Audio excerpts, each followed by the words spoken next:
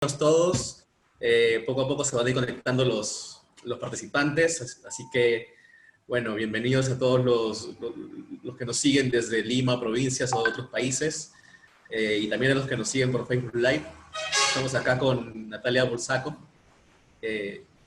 arquitecta de NUPT, fundadora de NUPT, y nos va a contar sobre su práctica profesional, sobre su práctica digital, ¿no? Este seminario se llama Práctica Digital, entonces estamos invitando a arquitectos que desde la práctica están desarrollando una forma diferente de ver la arquitectura, una forma desde las herramientas digitales, y los interesa bastante cuál es la particularidad de cada una de sus prácticas, ¿no?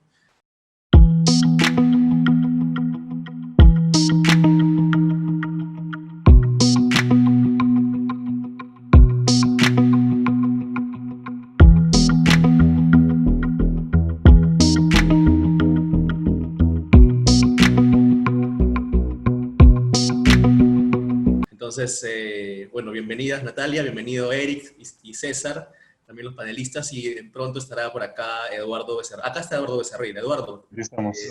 Ya está. Hola Arturo, hola Eric, ¿qué tal? Hola Natalia, mucho Gracias, gusto de conocerte. Bienvenido. Hola. ¿Sigues en Cusco, Eduardo? Sí, sigo en Cusco aquí. Si ustedes dicen que hace frío allá, no saben aquí. Cusco más frío, imagino, pero el clima seco. No se te puede, ¿estás presentable? ¿Se te puede ver por video? Pasa que estoy con uno de un audio y otro con cámara, Ya, ok. audio y video, así que... Ya, sí me un pueden poco ver. complicado. Entonces, no te preocupes. Buenas tardes, Diego Lévano. ¿De dónde eres, Diego? Por favor, quisiéramos que nos cuenten de dónde son, de qué universidad, de qué ciudad, de qué país vienen, y que nos cuenten y que pues, podamos empezar una conversación también con ustedes, los participantes. Como mencionaba anteriormente, Natalia va a hacer su conferencia de entre 40 y 50 minutos. Después vamos a tener una ronda de preguntas con los panelistas y finalmente una conversación entre todos, ¿no? La idea es que puedan hacer sus preguntas también por voz, por audio, y armar algo interesante. Así que, bueno, arquitecta Natalia Bulsaco es arquitecta egresada de la Universidad Peruana de Ciencias Aplicadas en Lima, con maestría en Arquitectura Avanzada, Tectónicas Digitales del Instituto de Arquitectura Avanzada de Cataluña, Barcelona, codirectora de NUPT, estudio que abarca proyectos de diversas escalas y aproximaciones, profesora universitaria de Arquitectura, Arte, Tecnología y Yoga. Actualmente está investigando la relación del cuerpo humano con el entorno construido desde el punto de vista de la somática y la neurociencia.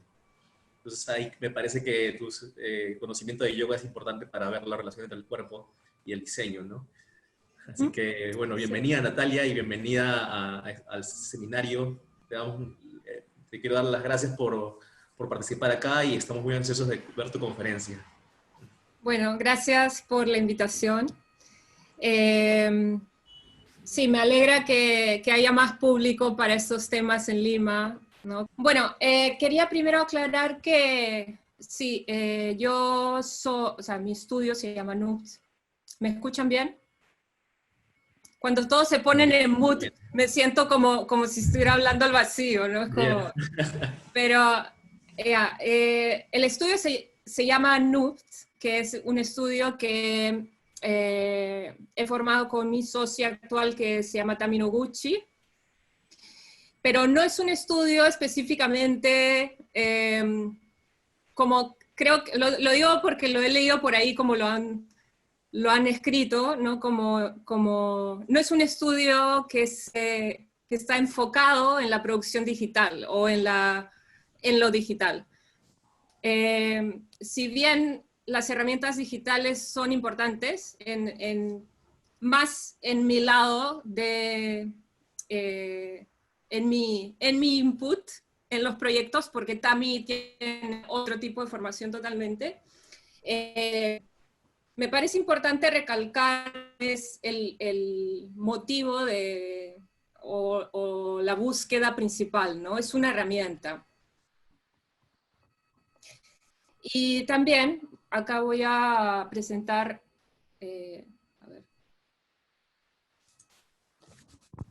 bastantes proyectos de manera rápida, pero como un paso, ¿no?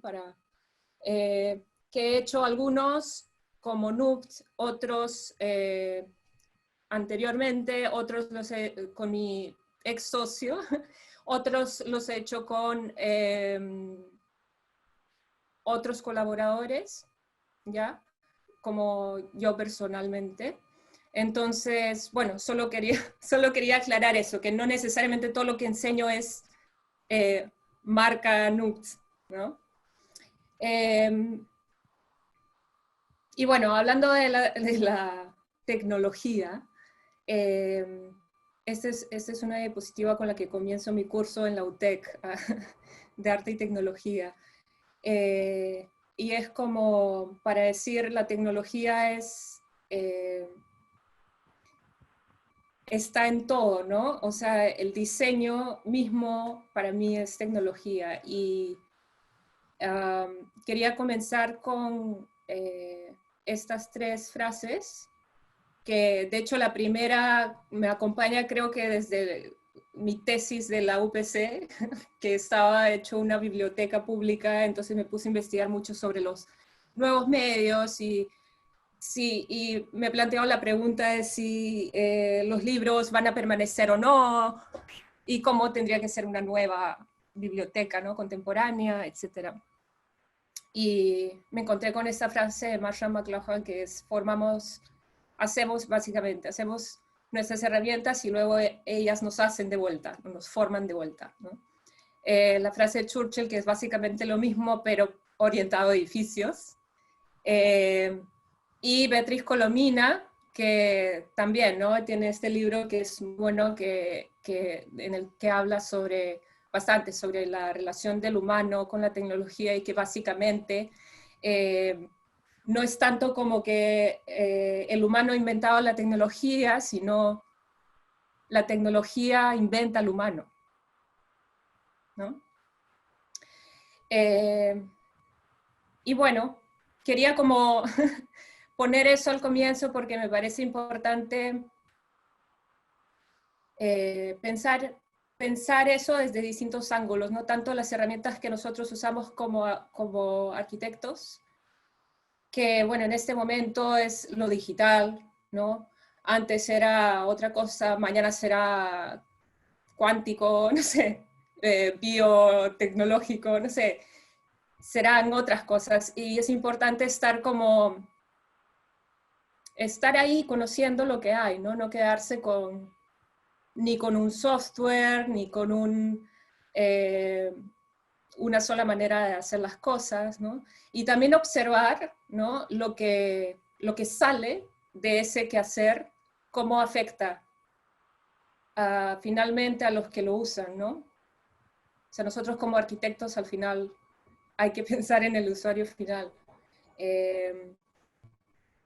Bueno, quería comenzar como contando un poco la historia, que para mí fue... me di cuenta que en realidad mi primera aproximación con la tecnología digital fue ni siquiera con Rhino y Grasshopper, sino fue con el Arduino. Y fue en el 2007, lanzaron un taller de Arduino para aprender a usar Arduino con Kiko Mayorga, que es un ingeniero electrónico y músico muy, muy capo, que trabaja mucho con artistas. Y bueno, y era completamente gratis y además te entregaban todas las... Era una maravilla. Yo no sé cómo lo encontré, pero como había estado justo alrededor de mi tesis, como también leyendo sobre el Internet de las cosas, revisando estos libros de Actar, con todos estos proyectos loquísimos, ¿no? Que tenían mucho de fabricación digital, pero también este lado interactivo, ¿no? Electrónico. Entonces, eso me jaló mucho. Y luego, o sea, esa fue mi primera aproximación con el código. No tenía nada, o sea, no sabía nada. Y era como... Bueno, fue buenísimo. De hecho, hemos estado recordando ese taller porque varios... o sea, nos hemos juntado, o sea, nos hemos conocido como varios que ahora somos muy buenos amigos y colegas y colaboramos en proyectos. Nos conocimos en ese taller. Luego, en la UPC, Pablo Herrera organizó un taller de Rhino Scripting en el 2008. Y ya, pues sí, eso fue como aproximación a Rhino directamente a través de código, ¿no? Con, bueno, unos profesores que llegaron del MIT. Y bueno, después de eso ya me como metí así como directo al tema y ese fue el primer proyecto que hicimos junto a Pablo y bueno, otros profesores de la UPC, que era ¿no? para una exposición de fin de ciclo o fin de año. Y fue una como mezcla fue como un proyecto heroico, ¿no? Como lanzarnos a hacerlo, ¿no? Fue como una mezcla de procesos manuales. Todo esto es foam, o sea, planchas de foam cortadas con cuchilla a mano. Calcando unas piezas que estaban impresas, ¿no? Uno en uno. Y pegadas, porque no había manera que podamos solucionar esos encuentros, como con uniones, ¿no? Pero bueno, salió algo interesante. Luego de eso recién me fui a hacer la maestría al IAC y tuve la suerte de llevar el estudio con Marta Malé Alemany, que bueno, es increíble. Es una mujer así como muy, muy fuerte y muy inspiradora. Y ahí básicamente lo que hicimos fue como una mezcla de estas dos cosas, ¿no? Porque jugamos con Arduinos y también hicimos fabricación digital y usamos Grasshopper, así que finalmente hicimos esta especie de robots que hacían distintas cosas. En este caso nosotros hicimos uno que a través de control numérico inflaba y desinflaba unos globos, bueno, unos inflables que hacían, que modificaban la forma de concreto, en teoría, ¿no? Esa era la idea. De hecho, fue un proyecto que luego seguimos desarrollando y incluso llamó la atención de una empresa importante allá que hace prefabricados de concreto, que se llama Escofet, que quizás conocen, que ellos empezaron, de hecho, haciendo baldosas para las veredas y trabajaron con, o sea, esas baldosas hexagonales que están en Barcelona, en Paseo de Gracia, eso lo hicieron ellos, ¿no? Entonces como que tienen una historia. Pero bueno, también era la época de crisis en Barcelona, así que no pasó nada de esto. No hubo ese sueño de que nos contraten para hacerle la investigación de concreto. Luego, también estando en Barcelona, participamos con la gente del instituto en armar esta exposición y, bueno, específicamente yo ayudé a diseñar estos módulos que eran, bueno, básicamente es una misma geometría que dependiendo de cómo la pongas en el espacio forma distintas cosas, distintas figuras o maneras de poner los objetos, pero lo interesante también fue observar, como entender después el proceso de fabricación y el armado, ¿no? Esto es hecho en alucobond, ¿no? Como extendido y todo luego ensamblado mecánicamente. Luego, básicamente cuando volví a Lima, apareció este gran cliente con el que empezamos que fue de hecho un contacto desde España, con el que empezamos haciendo estos edificios de oficinas que ellos bautizaron Beehive, porque dependiendo del ángulo donde miras a veces pareciera que bueno, en algunas fotos se verá, pareciera como que aparecen unos hexágonos, aunque en la geometría no hay, ¿no? La cosa es que, bueno, para este proyecto nos asociamos con Barclay Cruz, y de hecho, sí, o sea, hubo una gran participación de parte de ellos sobre todo al inicio del proyecto.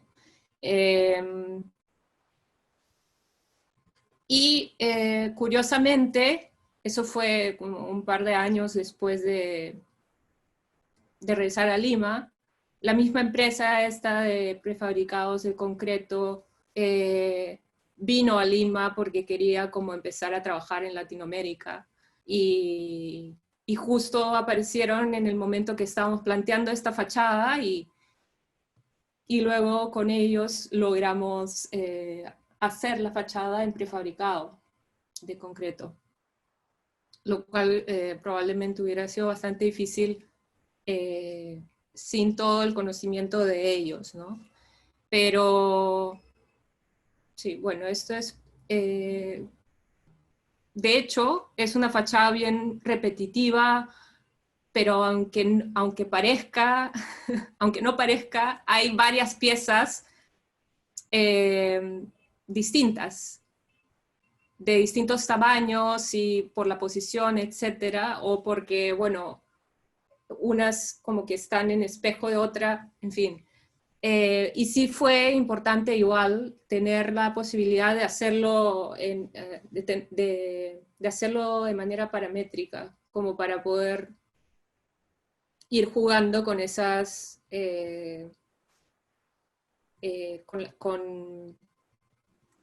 con las dimensiones, proporciones, etcétera. Luego también todo este trabajo de vidrio también ha sido como, es su mismo módulo que va como poniéndose en distintas ubicaciones para generar un efecto como más dinámico en la fachada. También en este edificio se hizo, bueno, como se dan cuenta, como con muchas ganas de hacer cosas, como sea. Se hizo esta como textura de pared en todo el hall de ingreso, que es encima de doble altura, que fue como bastante divertido. Al final es como uno se empieza a dar cuenta que empiezas como a hacer una especie de proveedor de producto, pero sin serlo, ¿no? Entonces, porque estás inventando un material, ¿no? No estás siendo el arquitecto que especifica, porque hay, de hecho, existen ya en el mercado muchísimo más caro que lo que salió esto, pero existen algunos como paneles que uno puede comprar con este tipo de texturas y los colocas, pero son repetitivos, ¿no? No son, o sea, son estándar y el patrón se repite, ¿no? Entonces lo interesante aquí es como realmente poder diseñar algo para el espacio, bajar el costo y tener control sobre todo esto, pero también a la vez es como un poco riesgo, ¿no?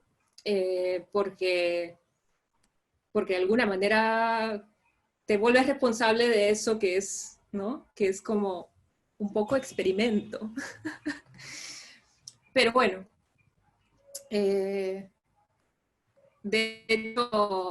hecho, eso ha sido mucho, sí, en todos estos proyectos hay alguito, ¿no? De experimentación. Esto es un proyecto privado que también fue como una cosa bien parecida, pero jugando con las capas de AAA, ¿no? Que como que empiezan a generar otros patrones.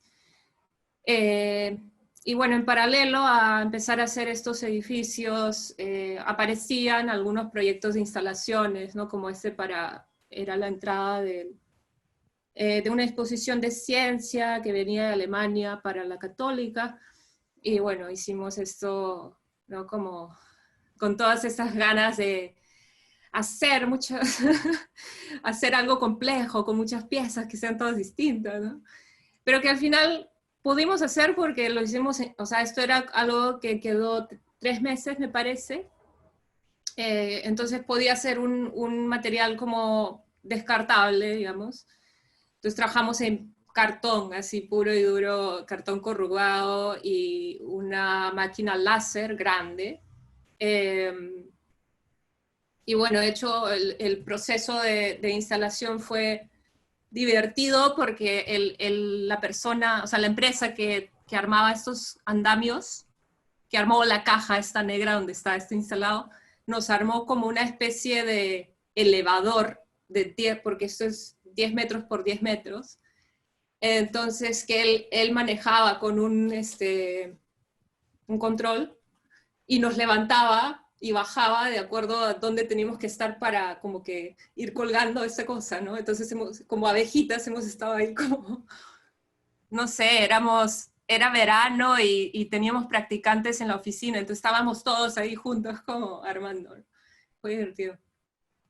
Y bueno, eso es, son como pequeños experimentos que uno, o sea, aprovechábamos como cualquier excusa, cualquier proyecto para decir, ya, hay que probar tal cosita, ¿no?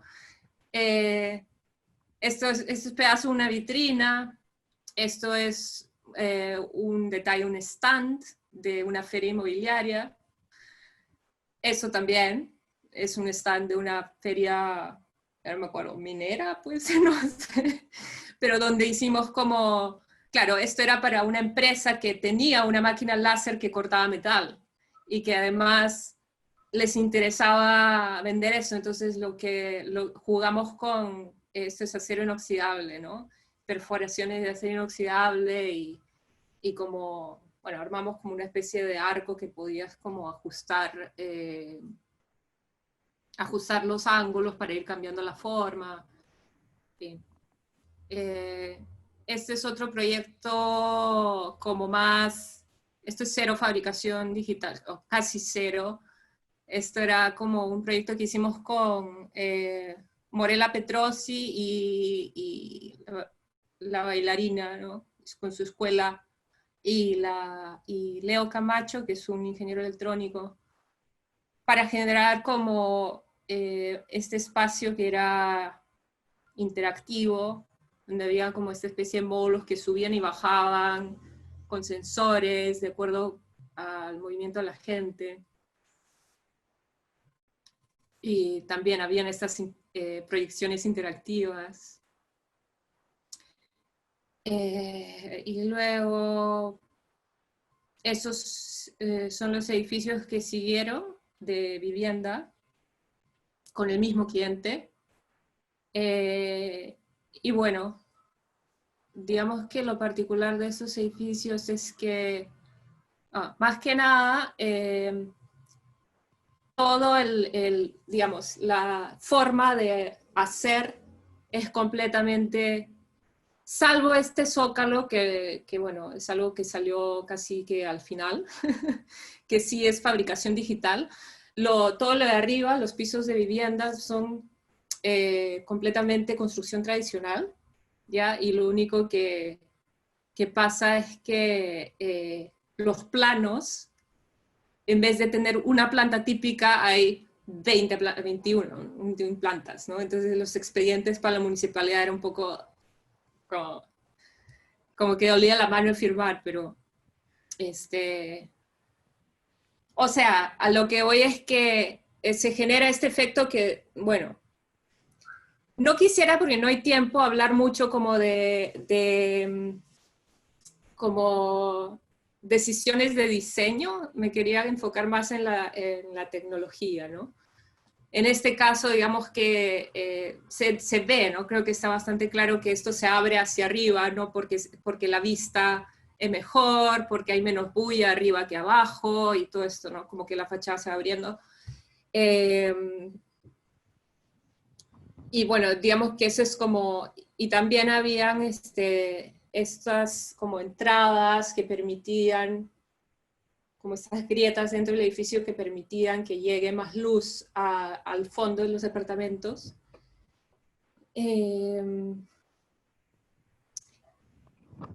Pero bueno, el tema es recalcar que al final el costo de este tipo de fachada, por ejemplo, es bastante como parecido a una tradicional, pero implica mucho más trabajo del arquitecto. Entonces hay que tener ganas de hacer, porque tienes que entregar todos los planos de todas las ventanas y mamparas distintas, y los encuentros, y todo lo que implica, ¿no? Y luego, bueno, te odian un poco la obra, porque claro, tienes que abrir un plano nuevo en cada piso para trazar y todo, pero digamos que no es tanto, o sea, no es tan difícil, ni es tan, no eleva significativamente el costo. Y bueno, esto es, hay un bloque, como un piso de oficinas que, como para diferenciar del resto del volumen, hicimos esta segunda piel, que son planchas de MDF, de super MDF, que creo que ya no están produciendo, aparentemente, o no está llegando a Perú, no sé por qué. Que es como un MDF resistente al exterior, que está bueno. Estos son algunas imágenes del interior.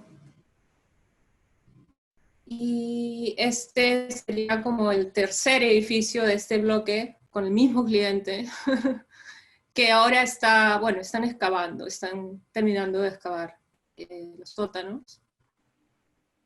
Pero igual, la idea de en algún momento ya empecé como a tener ganas de proponer fachadas como silenciosas, ¿no? Como para evitarme problemas. Y más bien el cliente empieza a decir, pero ¿qué pasó, no? Como que queremos como movimiento, ¿no? Como, como que pedían esta expresión. De hecho, creo que esta inmobiliaria en particular, por trabajar tanto nosotros, empezó un poco también a identificarse con este tipo de expresión, ¿no? Eso es interesante. Pero también por otro lado, también me han dicho varias veces como, Natalia, por favor, ya no quiero más inventos, así como, ya déjate de... pero ahí hemos estado siempre como con muy buena disposición de ellos también para aceptar estos retos, ¿no? Porque no cualquier cliente los acepta, y trabajar en conjunto, de hecho, para poder lograr algo, ¿no? Esto es como un mock-up que recién hace un par de semanas han armado en la obra de un pedazo de fachada, porque, claro, o sea, al final tienes que como fijarte en cómo se agarra el vidrio, cómo es, o sea, empiezas así, efectivamente, a inventar un montón de formas que tienes que resolver en tarde o temprano, ¿no? En el camino también igual siempre se van cambiando las cosas en obra, por temas de costos, etc. Esta es la fachada del edificio del parque, Mariscal Castilla. Este es bastante simple en el fondo. Este es como un edificio que tiene todo este frente orientado hacia el parque, entonces todo esto es como quisimos dejarlo lo más limpio posible. Son mamparas y baranda de vidrio que yo incluso quería que no tenga ni siquiera pasamanos, pero bueno, al final tuvimos que ponerle pasamanos. Y para este lado, bueno, porque tiene ya una calle, ¿no? Y como vecinos ese lado que en el futuro crecerán, hicimos esta especie de elementos que protegen, ¿no? Un poco de la vista y dirigen en diagonal la vista hacia el parque. Y bueno, aquí igual, por piso, digamos que, no me acuerdo, son, no sé, 8 piezas, digamos, por piso, pero se repiten, ¿no? Se repiten en todos los pisos. Entonces, esto ha sido diseñado así porque cuando se tomó esa decisión de, digamos, de diseño, se pensaba en prefabricados de concreto, y como prefabricados de concreto sabemos que hay un molde, no puedes hacer 100 moldes, ¿no?, distintos, haces a lo mucho 10, no sé, depende ya esos cálculos dependen de la cantidad de piezas totales que al final vas a producir, etcétera. Pero al final se desestimó eso por temas de costo, porque también el problema es que, claro, no hay muchas empresas que puedan como hacer de manera adecuada esas piezas, digamos, en concreto, de una forma, sí, no sé, eficiente. Entonces, había este tema de que ya el diseño ya estaba, el edificio ya estaba aprobado y se estaba vendiendo con una imagen, entonces no había como que modificar mucho eso. Terminó siendo esto de estructura metálica con planchas metálicas, ¿ya? Lo cual quiere decir que hubiera podido ser, el diseño hubiera sido, o sea, si a mí me decían eso desde un comienzo, hubiera hecho otra cosa, porque sabes que cada plancha la van a cortar, ¿no? O sea, independientemente, y bueno, es eso, ese cambio, ¿no? Pero ya en las circunstancias esas específicas ya no se podía hacer nada. Hay que mantener el diseño original, pero bueno, otro material. Bueno, igual fue súper útil como, igual que en Beehive, tener como todo parametrizado como para hacer cambios rápido en las conversaciones con el proveedor, o ajustes, por ejemplo, bueno, sabemos que en obra nunca las dimensiones del plano no son las finales, entonces de alguna manera le terminamos facilitando un montón al proveedor final el trabajo, como simplemente ingresando como, ya, pónganse ustedes de acuerdo cuáles son las dimensiones, midan todo, pásenme las dimensiones reales y yo cambio un par de cosas y les entrego los planos nuevos. ¿Se entiende? Es como, porque si les dejas eso a ellos, como ya empiezan a arrastrar un montón de errores, ¿no? Esto es, bueno, un espagueti. Y nada, obviamente siempre hay que hacer una prueba, ¿no? Una muestra, para ver cómo queda. Esto es un proyecto, otro edificio con la misma inmobiliaria en Magdalena, que ya está terminado, pero bueno, justo cuando íbamos a tomar las fotos oficiales, empezó la cuarentena, así que todavía no hay. Foto de celular nomás. Donde, bueno, igual es bastante simple y tiene todo este movimiento que ahora es algo que se pide, ¿no? Este movimiento en la fachada que se genera a partir de desplazamiento en planta, pero cuidando, por ejemplo, en este caso, que todas las curvas tengan el mismo radio. Entonces eso también facilita un montón la ejecución, ¿no? Todos estos radios son lo mismo. Entonces hay un encofrado que es el mismo para... Y lo que varía es simplemente esta distancia, ¿no?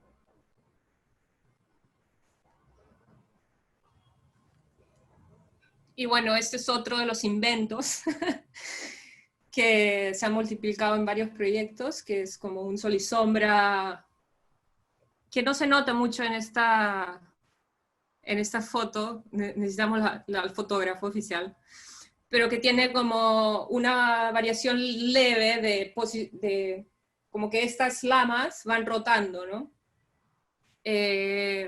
Lo cual, bueno, se nota más cuando hay sol. Genera una sombra diferenciada, entonces hay zonas con más sol en determinadas horas, etc. Y bueno, esto fue como tuvimos todas unas discusiones con, con proveedores que decían, esto no es un sol y sombra, ¿no? O sea, un sol y sombra es vigas de madera con viguetas de madera así, o sea, eso es un sol y sombra. Es como, ok, llámalo como quieras, pero hazlo. Entonces, bueno, eso igual no es madera, son otros materiales, pero bueno, es algo que a veces uno piensa como, o sea, nadie me está pagando extra para hacer esto, ¿no? O sea, yo podría hacer un sol y sombra como tal cual, como el de siempre, pero bueno, esto está divertido de hacer, ¿no? Es como, hay algunos dolores de cabeza en el camino, pero o sea, al final a lo que voy es que el costo, por el momento, por lo menos en nuestro caso, ha sido mucho más nuestro, o sea, como estudio, que del cliente, digamos. Porque la mayoría de las cosas que hemos hecho, no todas, pero sí la mayoría tienen esa como premisa de, ok, propon un techo así distinto, pero que el costo por metro cuadrado no sea mayor a un sol y sombra tradicional. Y tal cual, y así fue, ¿no? Esto es la ubicación de otro edificio. A este cliente le gustan los terrenos en esquina y además como que ir acumulando varios, como hacer pequeñas zonas. Entonces acá atrás de los edificios Beehive hay un edificio de vivienda que ya están terminando. Que bueno, para seguir con la temática de Beehive, tiene estos como prefabricados de concreto que como que van cambiando en piso par impar. Muy, muy simple. Esto es no tengo muchas fotos de este, es una foto de dron. Bueno, en realidad es un video, pero creo que no está saliendo. Con este mismo techo que ya, o sea, se probó en ese primer proyecto, ya se hicieron algunas mejoras en este segundo y como así también va evolucionando un poco de proyecto a proyecto. Esos son, bueno, fotos de obra todavía. Eso es otro invento que todavía no se hace, pero es bueno, es un techo, esto de acá, que tiene la intención de un área común pequeñito, en uno de los edificios tiene la intención de generar como esta sombra como de árbol, de estar debajo de un árbol, ¿no? Bueno, todavía no sabemos cómo va a resultar, pero esa es la idea. Esto es una mesa que hecha en madera pino. Hay unas planchas de madera pino que vienen así como que tablones juntos. Entonces, o sea, al usar eso y cortar las piezas como costilla, como tradicionalmente, se generó un patrón bien interesante. Y bueno, tengo que decir, la gente de Lima Makers son lo máximo. Creo que nos odian también un poco, o sea, creo que tenemos una relación de amor-odio porque siempre los metemos en problemas, pero bueno, son lo máximo y siempre resuelven cosas. Y bueno, este es mi sobrino usando esta mesa como debe ser. Creo que él es el que mejor entendió cómo esto funciona. La lámpara, que en verdad es un ejercicio para explorar como la porosidad que se puede lograr con impresión 3D, ¿no? Y con jugar con espesores de malla en Rhino, ¿no? Hasta para generar esta textura que contra luz se ve interesante. Y bueno, esto sí es es completamente paramétrico y esto desde cero, o sea, es una definición que empieza con un punto y termina en esto, ¿no? Entonces, todo es variable, absolutamente todo, entonces es como hay una infinita posibilidad de generar cosas, ¿no? Impresión, bueno, que de hecho duró como 24 horas, entonces como que no hemos,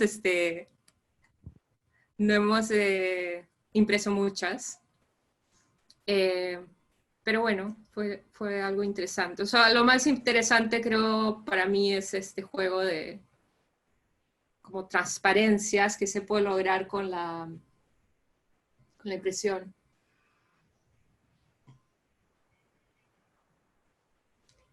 Esto es un como proyecto pop-up que literalmente creo que hicimos en 2 semanas.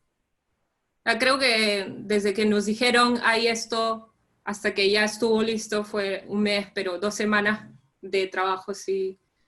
Que fue para este festival de música Beltrack, o sea, el cliente en este caso fue Vans, que hicieron una carpa y querían como un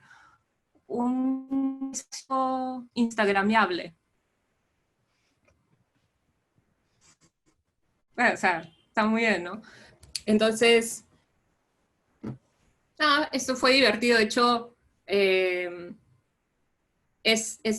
material son micas, ¿ya? Micas de plástico, y cintillos, un montón de cintillos, o sea, de todos estos pelitos. Y lo curioso fue en este caso jugar, más que con, o sea, la forma es, digamos que nos fuimos por lo seguro porque es un domo que normalmente va a funcionar y con esta especie como de lógica de origami, que eso viene de mi socia, como que de alguna manera te garantiza que, ok, o sea, no te puedes arriesgar a que esto se caiga de pronto, ¿no? O sea, tiene que estar ahí. Pero jugamos con el material, por ejemplo, con este tema de reflejo y transparencia, entonces como que esto es una foto en la tarde, de día, donde tú puedes ver hacia afuera, pero desde afuera se ve como sólido, y al revés en la noche, ¿no? Se ve hacia adentro, porque hay unas luces adentro y desde adentro se ve como metálico, ¿no? Con unos reflejos bastante distorsionados, porque al final como el material no es, o sea, es delgadito, como que se ha ido también deformando con el mismo peso del material, pero bueno, digamos que no se ha logrado un efecto caleidoscópico así perfecto, pero claro, es lo que se podía hacer. Y nada, fue bien intenso. Estos son los chicos de la oficina, Daniela Arenas y Eric Flores, lo máximo. Con ellos, o sea, entre los 4 armamos todo como la noche anterior, bueno, desde la tarde. Esta es la base que fue también como que armada súper al toque. Y bueno, toda la noche básicamente armando esto, porque te dan un tiempo también, así como te avisan 2 semanas antes, te dan eso, horas para armar todo, porque así son los festivales. Y después esto duró, claro, esa noche, y no llegamos ni siquiera al día siguiente a ir para ver si podíamos como rescatar algunas piezas, lo botaron todo. Y fue como, no. Pero bueno, así es. Y luego hay una serie de proyectos que he hecho algunos proyectos que he hecho como colaboraciones con artistas, que es algo muy lindo de hacer porque los artistas son tan libres. Y esto es es un proyecto que al final todavía no, yo tengo la esperanza de que en algún momento sí, sí resulte, pero todavía no ha salido. Con Ferran Gisbert, que es un artista increíble, búsquenlo, que es español pero reside en Lima y hace estas pinturas grandes o murales también, Y a mí me parece que, por ejemplo, su trabajo es completamente, ¿cómo se podría decir? Como algorítmico, pero no tiene nada que ver con lo digital, ¿ya? O sea, cero. Es pintura, pero bueno, es muy bueno. Y a él le dieron o sea, lo llamaron para encargarle un mural para Taiwán, para un hotel, pero claro, justo pasó todo esto de la pandemia, entonces él obviamente no podía viajar, y bueno, le ayudé como a hacer unas propuestas de cómo trasladar esa pintura, ¿no? Este gesto de pintura a unas piezas fabricables allá, ¿no? Que es como una manera de como traducir lo valioso de su mano, de su trabajo artístico, ¿no? Algo que se puede producir allá sin que él esté, ¿no? Pero bueno, esas son como dos opciones que trabajamos. Esto es como, esta opción la idea era como perforar unas planchas de madera y eso. Luego, este es un proyecto en el cual colaboré con el artista Eric Forman de Nueva York, que tenía él es también súper bueno y trabaja cosas interactivas, instalaciones interactivas con luces, sensores, y también a escala arquitectónica bastante. Y bueno, él tenía ya este proyecto como de estas como vigas de madera que se iluminaban por adentro de pronto. Creo que sí, bueno, había un video, pero creo que no, no va a abrir. Que, bueno, eran unas vigas separadas, que hizo como una primera versión, y luego quería como volverlo básicamente una polilínea en el espacio. Entonces había que resolver el tema de las uniones, ¿no? Y de la misma geometría, de la generación de la misma geometría. Entonces, yo le propuse hacer unas uniones que sean como una continuación misma de estas vigas de madera, y que usar justamente la transparencia que se puede lograr con la impresión para que la luz continúe, ¿no? Y bueno, se hizo todo el trabajo en Grasshopper de parametrizar estas piezas. Y luego también esto fue un ejercicio interesante donde hice como un mix para los que conocen en Grasshopper, Caramba, que es un plugin de análisis estructural, con Octopus, que es un plugin de diseño evolutivo. Porque, claro, la idea era como que estas cosas cuelguen de la pared, pero es como una polilínea, entonces se agarra solo 2 puntos de la pared y vuela hacia adelante, ¿no? Entonces, como hay un peso que recae sobre las piezas impresas, que en el fondo son bien delicadas, ¿no? Entonces yo quería como un poco estudiar como la forma en la que se puedan generar geometrías interesantes, pero sin que las articulaciones se estresen tanto, ¿no? Bueno, esas son algunas imágenes ya de las piezas impresas. Esto es sin toda la parafernalia interactiva de las luces adentro, que es increíble. Me da pena no tener el video. Y bueno, esto es un proyecto que hice en colaboración con Ana Loaiza y Diego Zambrano, que son arquitectos. En realidad, ellos son lo máximo. En realidad, ellos lo hicieron, yo estuve como que un poco como alentándolos, guiándolos. Presentamos este proyecto para este festival de Burning Man, pero en la versión de África, de Sudáfrica. Y bueno, nos dieron un grant para construirlo. Y bueno, ellos, yo no pude viajar, lamentablemente, pero ellos se fueron y como con todo y lo hicieron y son increíbles. Esta es una maquetita que primero hicieron en Lima y luego como unas pruebas 1 en 1. Y luego simplemente se hicieron, o sea, simplemente, ¿no? Se hicieron todos los archivos de fabricación acá, se enviaron allá para que los vayan fabricando, y cuando ellos llegaron ya estaban todas las piezas prácticamente hechas, ¿no? Entonces ellos llegaron a armar. Y bueno, toda esa idea de, como se ve en este panel, como trataron de como plasmarlo lo más didáctico posible, como una guía de armado de IKEA, como para que, porque siempre en estos festivales hay un montón de voluntarios y gente que quiere ayudar, que ayuda, ¿no?, a todos los grupos a armar sus cosas, ¿no? Entonces había esto de hecho todo el diseño se pensó un poco en eso, ¿no? En poder ir armando, que cualquiera puede participar y que también, que no es menor, se pueda armar. Esto es en medio del desierto. Para los que no conocen este festival, es como es el desierto.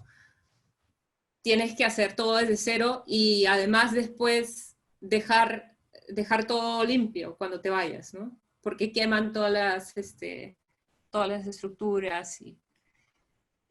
Entonces pensamos el diseño en términos de que, bueno, primero que sean piezas que sean cargables por una persona para no tener que contratar una grúa, y que además puedas ir como añadiendo, armando desde abajo hacia arriba y trepándote sobre la estructura misma para seguir armando, ¿no? Y ellos, bueno, estuvieron ahí como... Tuvieron algo de ayuda, pero no tanto como pensaban, pero igual como que fueron increíbles y lo lograron. Yo no podía creerlo. Sí, estuvo lindo y a la gente le encantó, y como que ellos dos son Diego y Ana. Ya como cuando empezó el festival todo armado. Y bueno, esto es una gente random que le gustó esto para la foto. Y esta foto me encanta porque es, claro, es, bueno, no sé, es muy simbólico. A mí me gusta, a mí me gusta porque representa como esto de, ¿sabes? Cada cierto tiempo hay que destruir todo lo que sabes, ¿no? Para cuestionar y volver como con la mente limpia. Y finalmente, esto es un proyecto, el más reciente en el que he participado, que ha sido una convocatoria de MAC Lima, junto a la UTEC, a, bueno, 5 profesores de la UTEC, de este curso que se llama Arte y Tecnología, entre los cuales están Leo Camacho y Kiko Mayorga, que de hecho ellos dos los conocí en ese primer taller de Arduino en el 2007. O sea, Kiko fue el profesor y Leo era uno de los que más sabía, y yo estaba súper perdida ahí, ¿no? Pero ellos y Ferran, a Ferran lo conocí gracias también a la UTEC, a este proyecto, que es este artista de estas pinturas geniales, y Cristian Pasquel, que es un trome, es un físico y un programador que trabaja para Wolfram. No sé si conocen Wolfram. Matemática es un lenguaje de programación, y él es el experto. Es como... Cristian estamos conversando de pronto en las reuniones y él se puso a programar, como, sí, lo voy a probar, ¿no? Primero, o sea, antes de conversarlo, él ya lo programa. Es como... y sí, es un súper equipo, realmente como que un honor poder trabajar con ellos. Y bueno, no voy a entrar al detalle del proyecto porque es bien complejo y hay muchos temas, pero voy a contar un poquito lo que más, digamos, nos interesa a nosotros. Básicamente el proyecto tiene que ver con la música y queríamos hacer como una experiencia interactiva, colectiva, que gire en torno a la música peruana y de los géneros de la música peruana. Y para esto, bueno, decidimos finalmente usar estos sensores que se llaman beacons, que básicamente mandan una señal Bluetooth de ubicación. No ubicación, estos en realidad son solo distancia, y usamos estas mini computadoras que se llaman Raspberry Pi o frambuesitas, que rastrean como la posición más o menos de estos beacons en el espacio. Esta es una planta de la sala, con esos seis bichos, gotitas, distribuidas ahí. No voy a entrar en detalles, pero como por una serie de temas técnicos, esto resultó siendo un bosque de columnas, que son estos elementos que uno va moviendo por la sala para generar cambios en el sonido. ¿Ya? Eso es como el esquema, ¿no? Y ahora era, ok, pero ¿qué forma deberían tener estas, o qué material, qué forma deberían tener estas estructuras? Y bueno, lo que vimos es que como estamos hablando de música, sería interesante, y de hecho cada una de estas piezas representa una canción peruana, que fue una selección de canciones que se hizo. Sería interesante que realmente cada una de estas piezas de alguna manera transforme el sonido en forma, ¿no? Entonces empezamos viendo estos gráficos de sonido y traduciéndolos así tal cual, y era como así, pero bueno, todos se parecen mucho entre ellos, y fue como todo un proceso de ir pensando cuál es la manera de realmente de hacerlo interesante, un poco más interesante. Y hablando con Kiko, descubrimos que había como, bueno, no descubrimos, sino que hablamos de que hay como esta relación entre polígonos regulares y algunos armónicos en la música, y tampoco voy a entrar mucho en detalle eso, pero partimos de esa idea, ¿no? De los polígonos regulares, y que cada nota de las canciones procesadas se convertía en un polígono, ¿ya? Y luego me pasaron esto, que era como... Esto es un archivo MIDI, que es formato digital de música, de cada una de estas canciones, y era como, ya, ahora traduce esto en forma. Y yo como... no sé, y bueno, me la pasé buscando como que plugins de Grasshopper y cosas que hacían. Encontré algunas cosas, pero nada que realmente sirviera, y bueno, al final se hizo evidente la ventaja de trabajar en un equipo multidisciplinario y con gente tan capa, porque fue como una tarde que, un día que hablé con Kiko por teléfono, decidimos más o menos cómo debería ser, fui en la tarde donde Cristian, él se sentó en su máquina, programó un par de horas, y yo como lo acompañaba, y fue como... Ya, y lo que hizo es entregarme como por cada canción una lista de números, valores, que son extraídos de estos MIDIs, ¿no?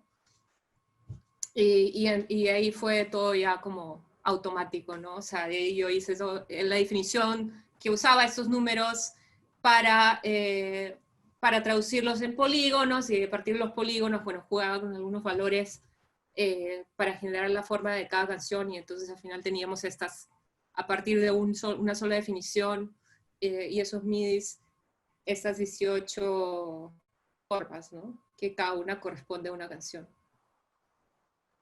Y ya, eso es básicamente. O sea, es el proceso, ese proceso de trabajar y ir entendiendo como la forma de plasmar esto en conjunto fue muy bonito. Y luego había que definir el material y fabricar esto, ¿no? Materializarlo. Y Ferran decía, pero hay esta como espuma que es muy guay, que bueno, que es como, sería bonito usarlo porque por lo tocable y todo esto, y yo como, sí, te entiendo, perfecto, pero me da un montón de miedo porque nunca había trabajado con ese material y ¿qué máquina corta la espuma? ¿No? Entonces yo decía, no, hay que hacerlo en MDF, así como... Y felizmente Ferran me insistió, y luego hicimos unas pruebas de corte con chorro de agua, y salieron perfectas, un poco caras, pero muy, muy bien.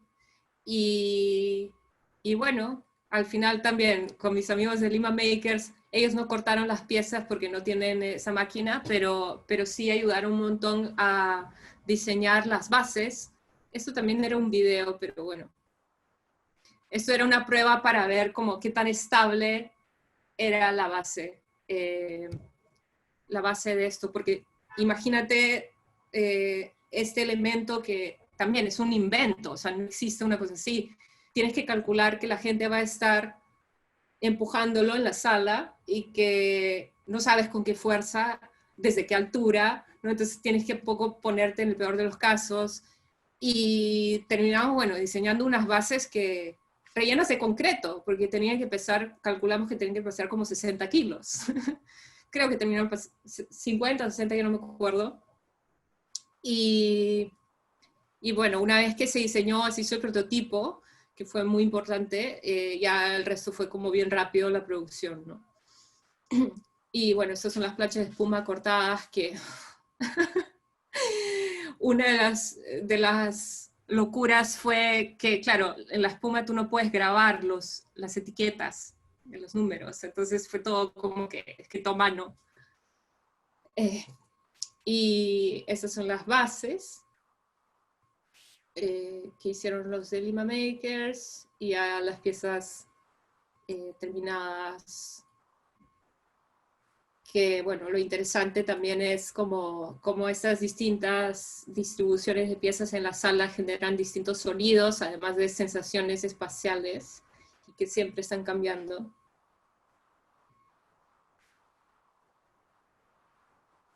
Y bueno, tampoco tengo videos, ¿no? Ahorita, o sea, que en realidad no tenemos... Nosotros inauguramos esto y a la semana cerraron todo porque fue la cuarentena, entonces, de hecho, la pieza, o sea, la obra se quedó en el museo congelada, ahorita sigue ahí. Pero nada, fue muy divertido, y fue la inauguración fue muy, muy divertida también. La gente, yo como me agradecí a mí misma por insistir tanto en hacer las estructuras tan robustas, porque la gente se empezó a trepar a las estructuras y a usarlas como skate. Y como que de un lado a otro de la sala, de pronto yo, ¿qué? O sea, pero bueno, eso es como cuando la gente hace cosas inesperadas con lo que diseñas, y dices, wow, mira, está bueno. Y nada, así que ahora está la obra congelada y estamos, de hecho, preparando una versión digital que ojalá salga pronto. Una versión virtual, perdón. que ojalá salga pronto. Así que seguimos con eso. Yo creo que ese proyecto nunca va a parar. Y está súper interesante. Y nada, eso es todo. Creo que espero no haberme pasado mucho el tiempo. No, está bien. Muchísimas gracias, Natalia. De verdad ha estado increíble todo lo que has expuesto y me parece muy interesante cómo es que los trabajos en colaboración con artistas te retroalimentan tu trabajo arquitectónico también, ¿no? Sí.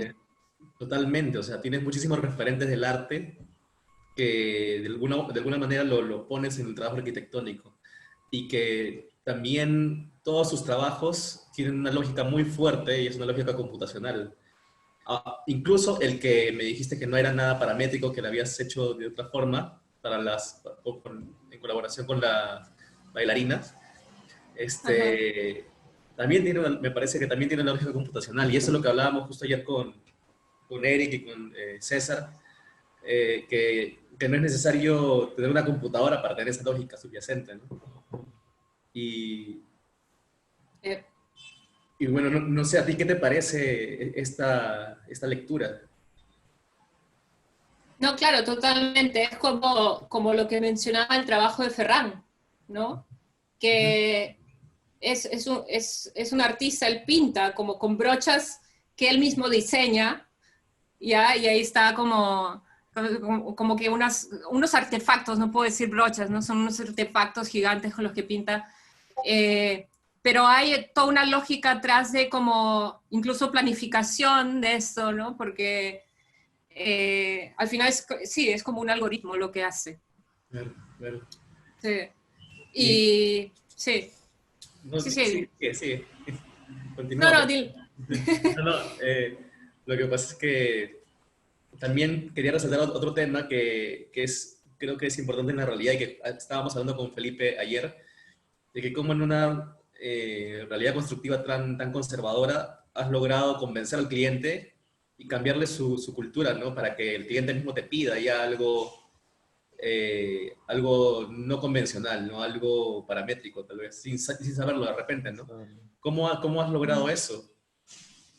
Porque ayer hablábamos con Felipe de esto y Felipe proponía una cosa y muchas veces el cliente decía que no. Pero en tu Pero era una caso, cuestión más que un conciliadora, cliente... ¿no?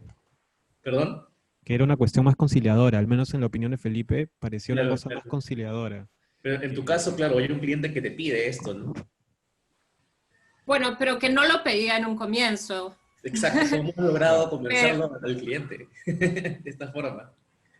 Creo que, a ver, también hay un tema cultural, ¿ya? Que lo has mencionado tú, pero este cliente es un español, que de hecho, de Barcelona, ¿ya? O sea, él ha crecido mirando las cosas de Gaudí, etcétera, o sea, sí. No, o sea, digamos que eso es importante. O sea, que de Saque tiene un poco la mente más abierta a esas cosas, no le parece algo tan extraño. Claro. Y, a ver, un momento. Sí. Es como un poco oscuras. Y eso, y lo otro es que yo creo que una vez que se la jugó y se atrevió y vio que resulta, porque también vio que hay un gran compromiso de nuestra parte y de también estar ahí, realmente estar en la obra, realmente como que entregar toda la información que se puede, hablar con los proveedores, o sea, realmente es mucho más esfuerzo que el normal, o sea, si no estás dispuesto a hacerlo, no, o estás como, o vas a pedir, o sea, lamentablemente no debería ser así, ¿no? Pero si, no, nadie te va, como decía, no, nadie te va a pagar. También fue un comienzo extra. Más sencillo, ¿no? Porque las torres que están acá en Arenales con Canevaro, tienen una fachada interesante, pero es un poco más sencillo que, por ejemplo, lo que está en el Parque Castilla, ¿no? Y creo que ese fue el primer proyecto que hiciste con este cliente, me parece. Sí.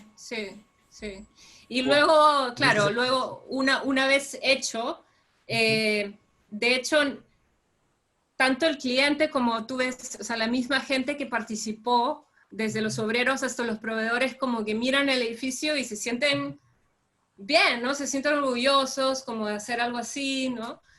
como que se convierte en un logro también para todos. Y eso es bien bonito. Y también en este proyecto quería resaltar que es una planta típica convencional, es un edificio al que se le ha puesto una fachada y que lo ha hecho cambiar totalmente la imagen de estos edificios y la imagen incluso urbana de esa entrada a Canevaro, ¿no? A la avenida Canevaro. O Sí. sea, con algo tan sencillo me parece que la ha cambiado totalmente, la ha potenciado bastante. Y eso me Sí. parece que es muy inteligente, porque claro, no vas a hacer todo el proyecto. O sea, el mercado te pide una cosa, es bien difícil irse en contra de lo que te pide el cliente muchas veces. Has sabido cómo jugar en algo, en esos 50 centímetros de fachada, por así decirlo, para cambiar todo el proyecto, ¿no? Sí. Bueno, en el caso de estos edificios, justamente un poco partimos del hecho de que como son terrenos tan chiquitos, que para poder resolver el estacionamiento, la estructura, en esos edificios, sobre todo la estructura tenía que estar en la fachada. Las Ya. columnas están en la fachada. Entonces, por ahí se empezó como para plantear algo que sea un poco distinto, ¿no? Porque la típica solución de oficinas es columnas un poco retiradas, muro cortina, ¿no? Pero incluso en ese proyecto muy tempranamente como hicimos cálculos rápidos de así como costo por metro cuadrado de muro cortina versus la solución que estábamos proponiendo. Y no había tanta diferencia realmente. Claro. Eric, Y sí. sí, y bueno, sí nos reímos bastante de eso en la oficina, como de, bueno, ya cuando sacaremos el libro de soluciones paramétricas en 50 centímetros, pero es como, pero bueno, es lo que hay, ¿no? Y a veces realmente ni siquiera hay eso, porque muchos clientes no, o sea, no te van a permitir eso, van a decir, no, construye los 50 centímetros a tope hasta, o Sí, sea, claro. quiero cada centímetro cuadrado aprovechado y quiero la ventana ahí como que, ¿no? En el muro de 10 centímetros de ancho y es realmente, o sea, no, hace una gran diferencia, esos 50 centímetros no solamente para hacia la ciudad como fachada, como parte de la ciudad, sino adentro, ¿no? Porque ese como filtro que siempre se genera, como ese espesor, que bueno, se resuelve de distintas maneras, realmente da una sensación muy distinta para el que vive adentro o Totalmente. trabaja adentro. Eric, César y Eduardo, por Oh, favor. sí, no, a ver, no, yo me he quedado con muchas cosas. De hecho, tengo anotadas a montones de cada proyecto, pero claro, sería bastante extenso. Me quedo con tres palabras, creo que los repetiste a lo largo de toda la charla, que era que en estos proyectos, al menos los de arquitectura y también en los de arte, el movimiento. Creo que era algo que tenía bastante atrás de la cabeza a la hora de proyectarlos.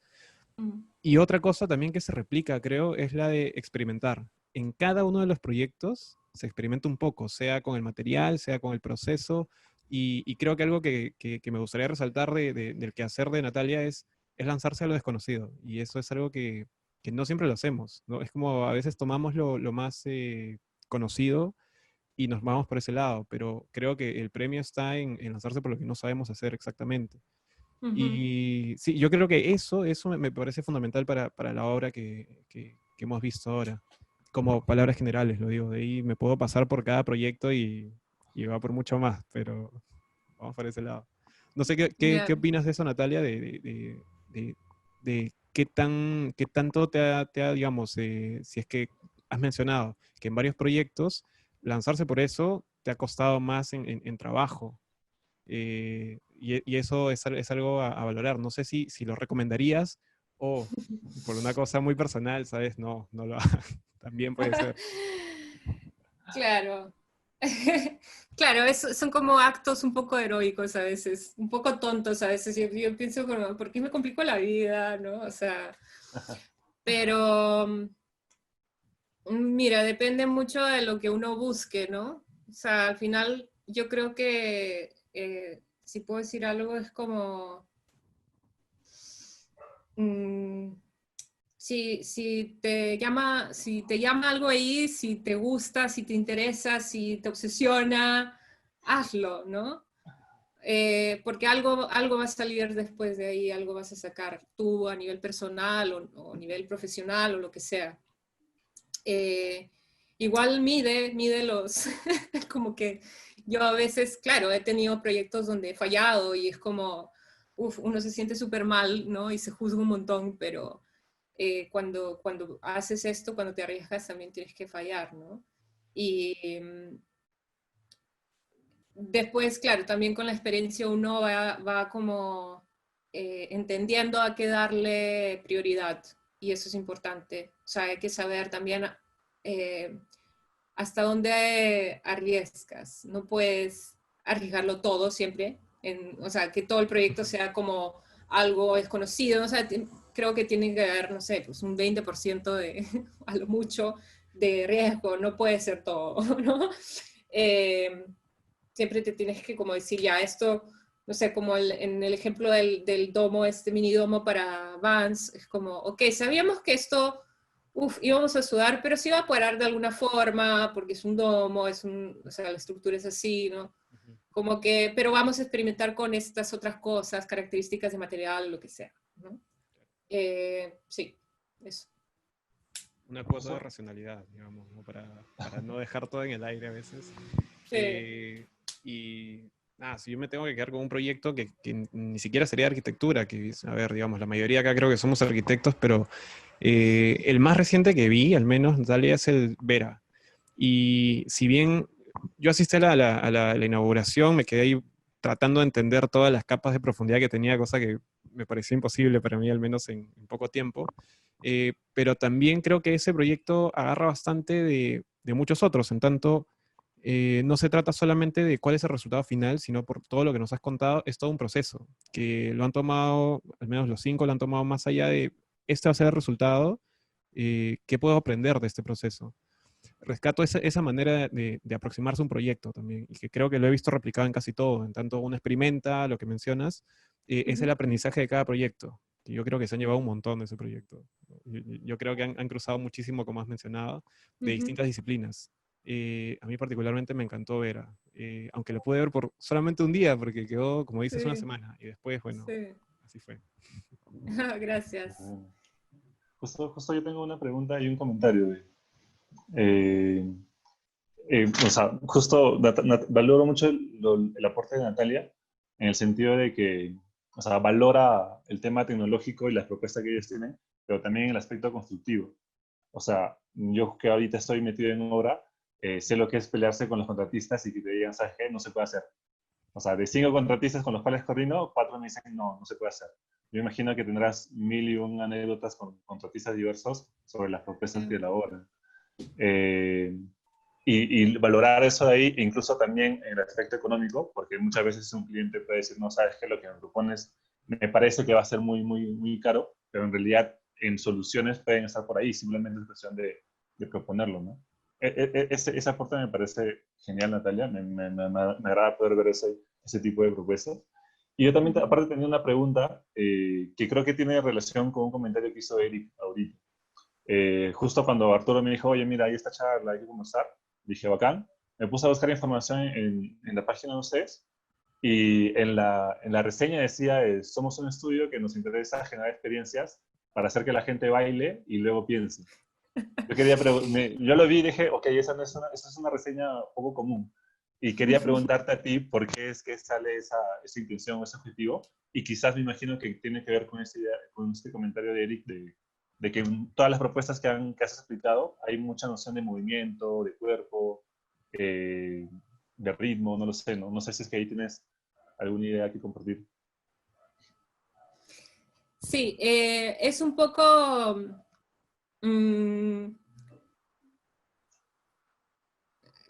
la arquitectura, así como el arte, como todo lo que vimos entra por el cuerpo, ¿no? O sea, como que nos relacionamos con el mundo a través de nuestro cuerpo, que no existe solamente para trasladar nuestra cabeza de un lado a otro, como a veces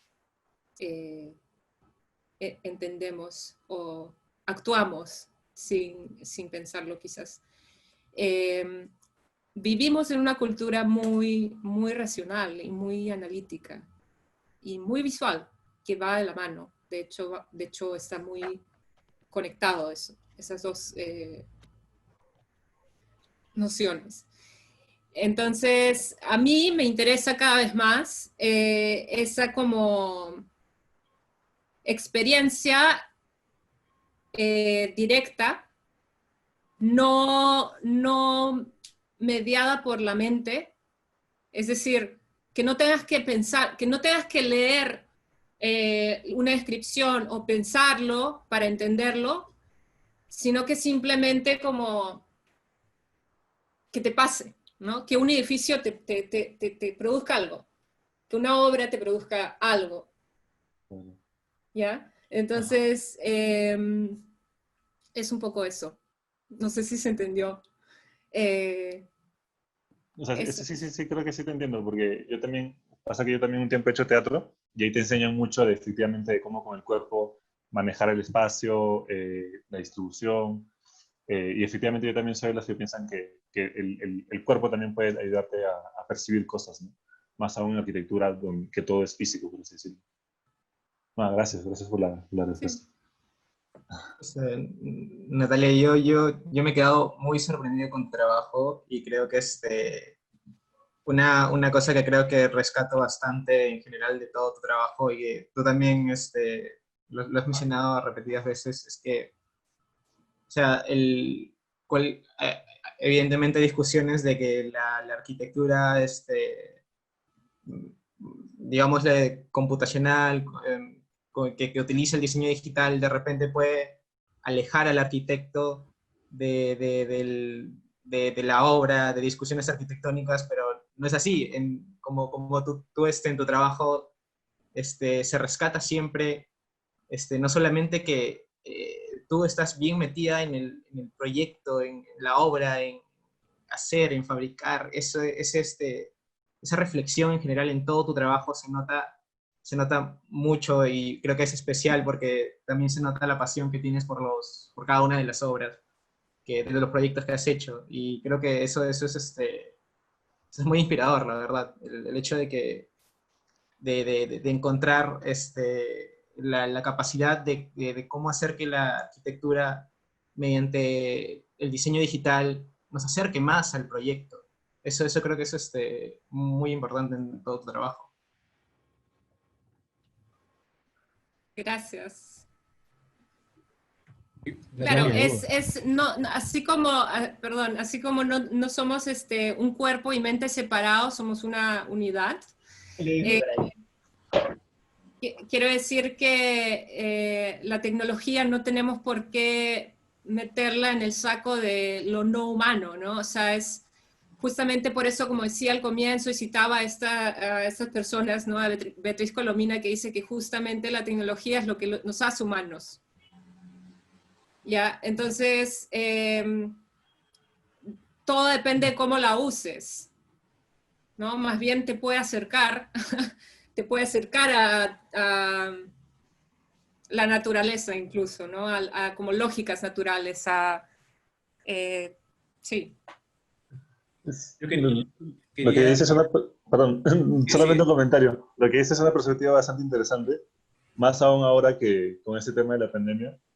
Yo he conocido un montón de personas que piensan que con la vacuna van a recibir un microchip, así que se los van a convertir en robots, pero en realidad que la tecnología nos haga humanos es una perspectiva bastante pertinente también, creo yo. Claro, o sea, de alguna manera ya somos cyborgs. No está todavía dentro de la piel, ¿no? Pero... Está acá. Claro, no somos menos humanos por eso. Exacto. No, yo solo te quería comentar una pregunta que me hizo conversando con Pablo Herrera. Me comentó de la dificultad de poner todos esos trabajos en un escrito, en un libro, en algo. No sé si has pensado en eso, porque hasta ahora lo que hemos visto es poquísimas publicaciones de diseño digital acá en Perú.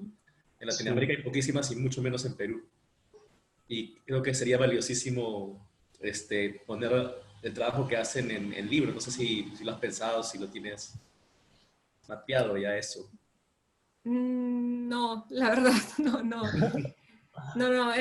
sí, de alguna manera estoy yo empezando a interesarme en otros temas que más bien voy a estar estudiando yo como en los siguientes meses o años.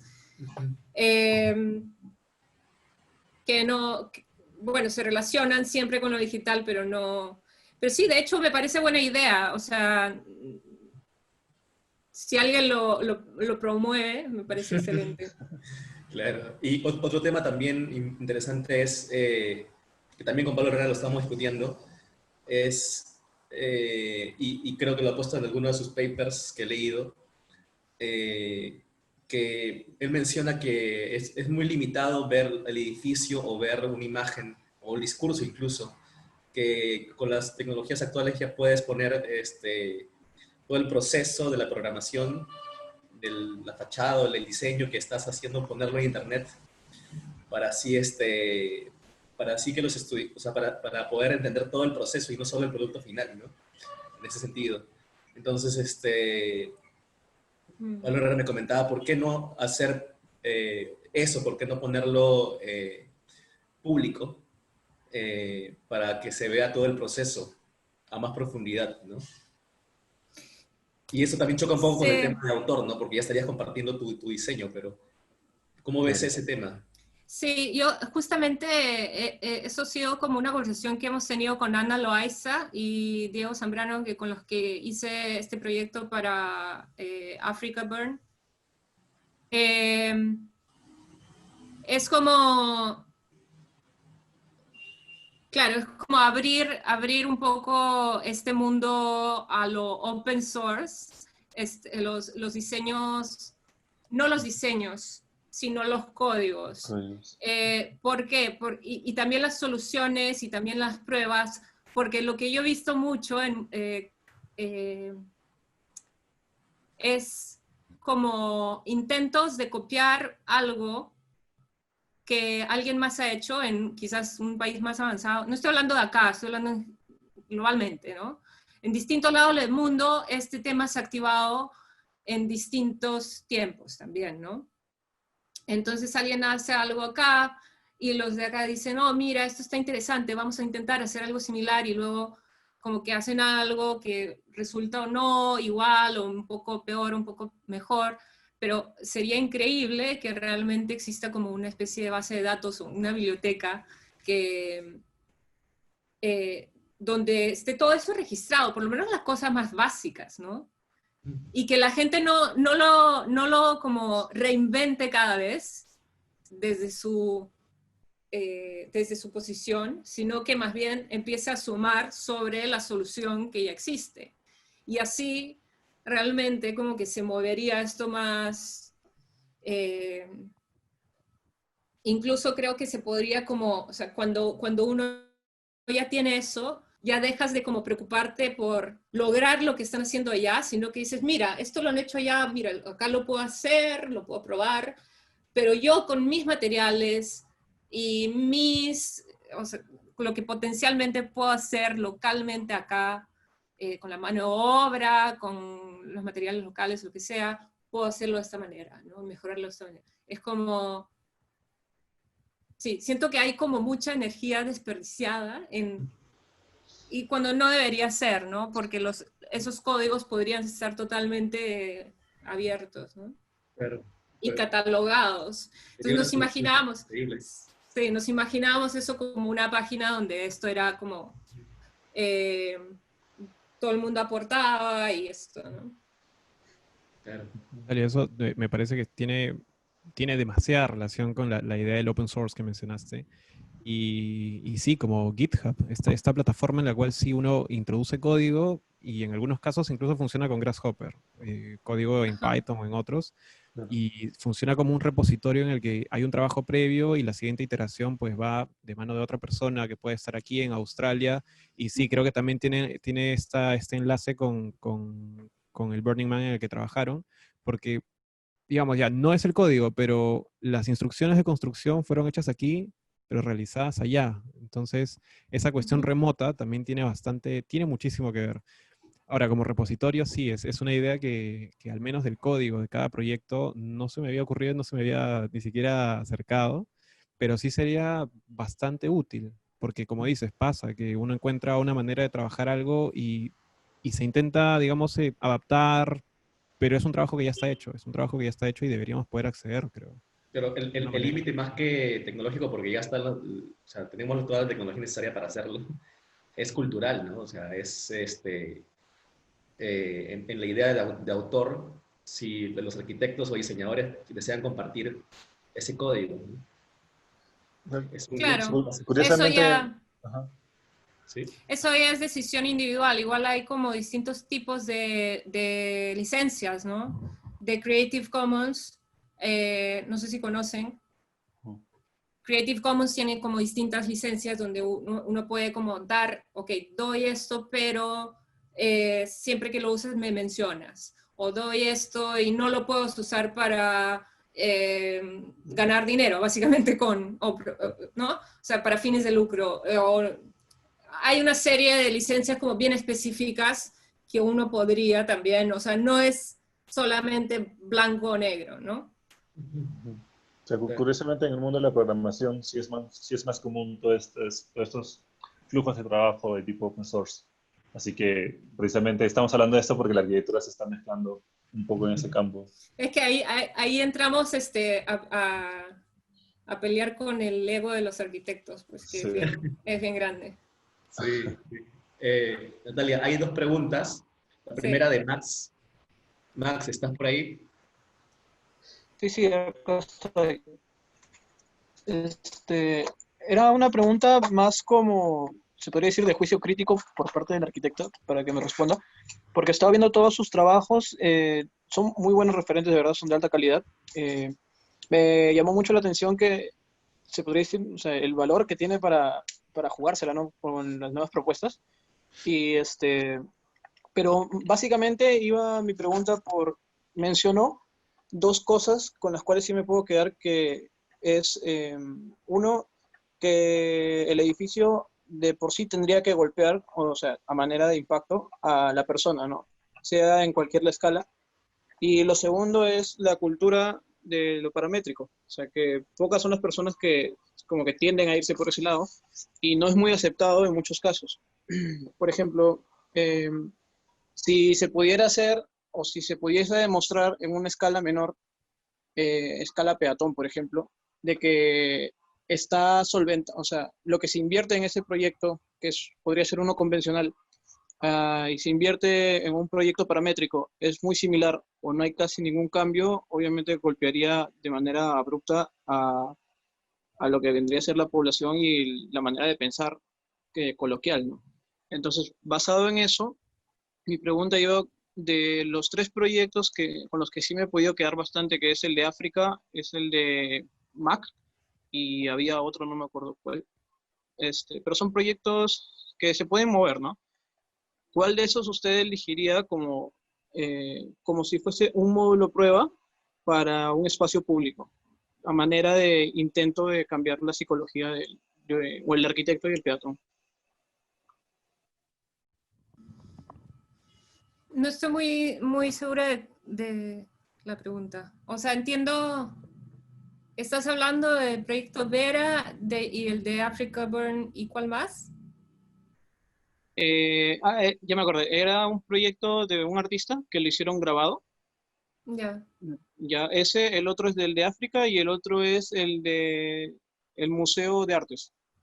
O Ok. sea, de esos tres proyectos que parecen, al menos a mi parecer, son muy interesantes y muy impactantes, si es que usted pudiese recrearlo en un espacio público, ¿cuál cree que sería el más representativo para la aceptación de este estilo de arquitectura que naturalmente se ve desplazada por algo que es coloquial, sabiendo que, o sea, cuesta casi lo mismo, según lo que usted viene explicando? Ya. Uf, a ver. Primero, yo creo que esto, contrario a lo que dice Patrick, Schumacher, esto no es un estilo y no debería ser un estilo, ¿ya?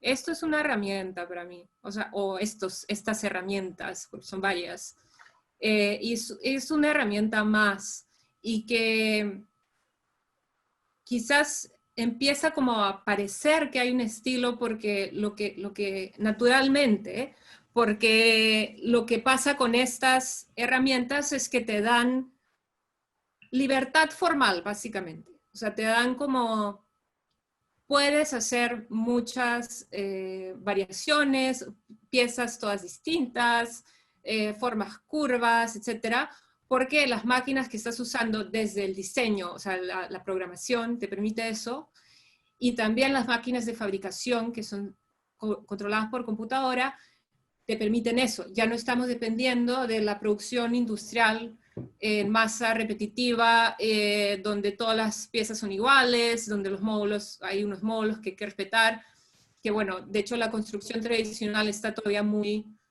basada en eso, pero ya me perdí. La cosa es que, sí, o sea, para mí no es un estilo, es una herramienta de la cual emerge algo que parece un estilo, ¿ya? Pero que simplemente para mí es una manifestación de posibilidades infinitas, ¿ya? ¿Qué pasa también? Sí. No, solo quería decir que creo que también le inquieta a Max que la aceptación de esto, ¿no? De estas formas de hacer arquitectura, pero creo que la aceptación no va por montar un proyecto, sino es un cambio cultural que se da de a pocos en realidad, ¿no? Ajá, exacto. O sea, yo lo establecí, o sea, si bien es cierto el arquitecto tiene razón, no es un estilo, pero varios arquitectos, supongamos que son de la escuela moderna, porque son los que todavía enseñan las bases de ahí, lo toman como un estilo.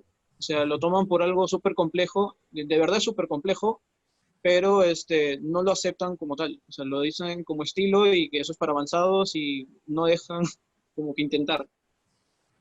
O sea, ¿estamos hablando de los profesores de arquitectura o de los arquitectos modernos? No, ¿O o sea, estamos de hablando la de cultura en usuario en general. O sea, general? ajá, claro. Ya. Porque si no va a ser el mismo error que se va a repetir y repetir y repetir, ¿no?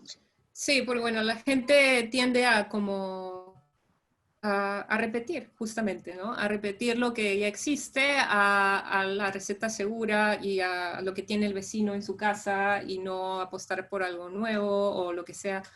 Pero es bien difícil porque hasta que algo así está ejecutado, hecho, y uno lo puede experimentar, realmente los argumentos,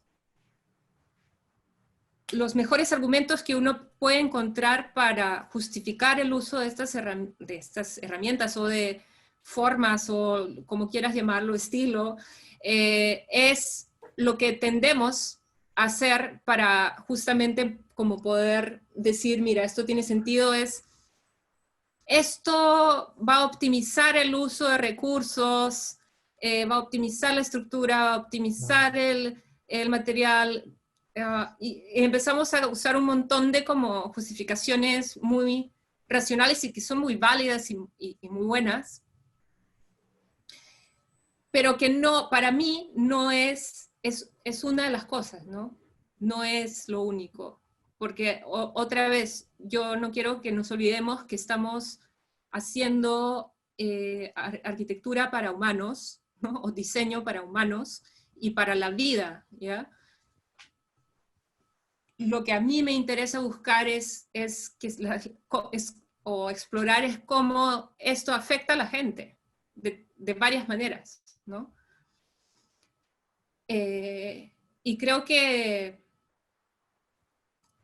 eso, cuando eso pasa, cuando logras eso, cuando logras afectar de una manera que no es lógica, racional, ¿ya? Que no es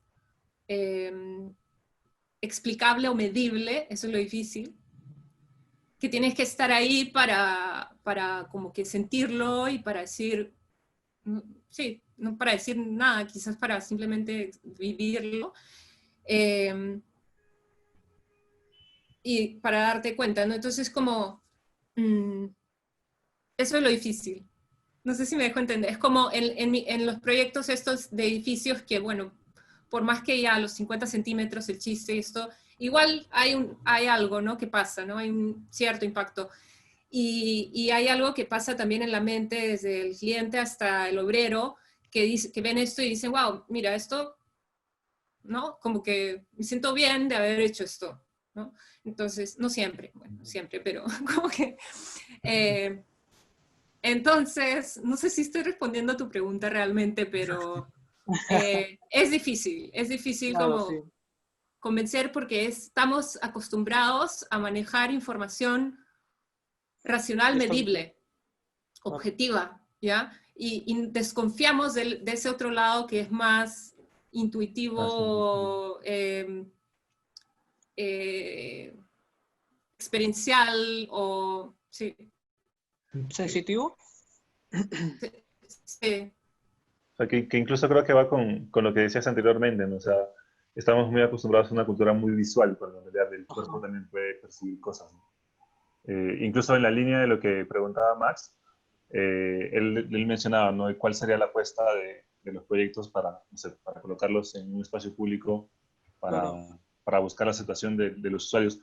Yo me lanzo a decir que de repente el proyecto Vera del MAC, al ser más interactivo, yo imagino que una intervención de ese tipo en un espacio público puede hacer que la gente interactúe y genere experiencias mucho más ricas. Eso creo yo que podría ser provechoso. Bueno, yo diría que también, o sea, que es todo un proceso, que no va a cambiar así la cultura en sí de la gente, pero que poco a poco va, o sea, va a ir asumiéndolo mientras vean más proyectos de este tipo en las calles o en espacios públicos, ¿no? Van a ir asumiéndolo, así como al principio les costó asumir el movimiento moderno y ahora como que es un hecho totalmente de que Ujú. muchos Claro, a mí eso es arquitectos son importante. herederos de esto. También asumir esta nueva forma de trabajo, esta nueva forma de trabajo arquitectónico, de diseño, lleva su tiempo, ¿no? Claro. Pero a eso es lo que tienden, según lo que veo, según lo que también he estado estudiando, a eso es lo que va a tender, ¿no? Las tecnologías informacionales o sea, son muy importantes ahora y poco a poco se dejan, o sea, los diseñadores, arquitectos, programadores están poniendo más, eh, eh, o sea, ¿cómo lo puedo decir? Están poniendo más decisiones en esta tecnología. Y es lo que hablábamos ayer con Felipe Ferrer del Waze, que ahora sigues el Waze y ya no sigues tus instintos. Y Felipe decía que el Waze lo llevó a meterse al río, ¿no? También. Y esas cosas están cambiando, ¿no? Están cambiando la forma en que nosotros trabajamos, vivimos y en este caso hacemos arquitectura, ¿no? Entonces, hay otra pregunta más de Diego Lévano. Diego, ¿estás por ahí? Sí, buenas noches a todos, buenas tardes. Justo estaba escuchando interesante porque Max también planteó la misma pregunta que yo le iba a consultar a Natalia, pero muy aparte de eso, de los temas que estaban comentando que me pareció muy interesante de hecho, yo le quería consultar que a la hora de plantear sus proyectos, ya que se arriesgó bastante y me parece recontra barbazo que haya hecho eso, eh, me imagino que ha de haber tenido unas cuantas diferencias con los ingenieros o con los maestros de obra, porque obviamente es muy diferente plantearlo tú mismo que ya estar en obra y ver la manera de proyectarlo, ¿no? Entonces, ¿tuvo que tener modificaciones su proyecto o tal cual lo pensó Natalia, lo plantearon y no tuvo ningún problema? No, suele ser un ida y vuelta. De hecho, se piensa algo a nivel esquemático y luego tiene que haber una... Y me parece que sí debería ser, ¿no? Una conversación, ¿no? Con los ingenieros, con los proveedores, y se va afinando en conjunto. Y claro, sí ha pasado muchas veces que es como, ¿no? ¿Qué es esto? ¿Qué es esto? Pero luego de como, o sea, he tenido la suerte de como estar trabajando con el mismo cliente, digamos que ellos también cuando comenzaron en Lima hicieron un proyecto de vivienda con un arquitecto que realmente no me acuerdo el nombre, y luego empezaron a trabajar con nosotros y desde ahí siguieron con nosotros. Entonces también hemos ido como creciendo juntos y el equipo se ha ido formando, ¿no? Juntos, y como hemos ido entendiendo también cómo afrontar este tipo de proyectos en conjunto, y eso es muy bonito. Si había alguna desconfianza inicial, luego a veces se ha también hasta convertido en lo opuesto, ¿no? Es como que el otro lado al final te está empujando como a hacer más, como a arriesgar más o a proponer algo, ¿no? O sea, que siempre hay como un balance. Así que es bien particular la experiencia, ¿no? Por eso. Estoy segura que si tuviera que cada vez encontrarme con alguien nuevo, ¿no? Como que sería más duro. Sí. Gracias. Bueno, quería mostrarte esta imagen de nuestra web, que en realidad la tomamos el año pasado. Y si puedes ver, ahí está, bueno, la foto es más grande, en realidad le hemos puesto recortada acá todavía. Antes de saber que tú lo habías hecho. Ese es todo el equipo de Lima, bueno, parte del equipo de Lima. Ahí está Eric y César todavía. Y bueno, ya desde hace tiempo me llamaba mucho la atención la arquitectura que estabas haciendo.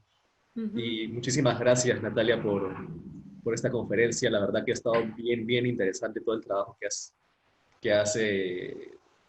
estás haciendo, ¿no? Y de verdad nos anima, o sea, nos inspira, como dijo por ahí alguien, nos inspira para seguir ese rumbo, ¿no? Un poco.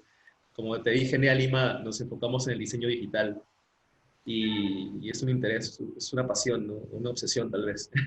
Así que muchas gracias por participar, por estar acá en este seminario, y muchas gracias también a los ponentes, a Eduardo, a César, a Eric, y a los asistentes también desde todas partes de Perú y de algunos países, me parece más. No se pierdan la siguiente conferencia, que va a ser el jueves 10 de septiembre a las 5 p.m. con Benu Juárez, el maestro Benu, sobre el Fab Lab. Y bueno, y muchas gracias a todos. Acá Max Villanueva me dice, a mí me agradó mucho y me hizo recordar la mentalidad de Peter Zumthor de manera muy subjetiva por la sensibilidad del proyecto. Gracias, Max. Y bueno, muchas gracias, Natalia, una vez más. En serio, te pasaste. Gracias a ustedes por la invitación otra vez. Y nada, sigan como empujando el tema. Son muy bien. De todas maneras, vamos a seguir. Parece que tienen un muy buen equipo. Sí. Gente muy joven y muy animosa de trabajar desde todas partes de Perú. Eduardo desde Cusco, ya hace varios meses allá. Sí. Uno de los profesores más antiguos de Buen lugar.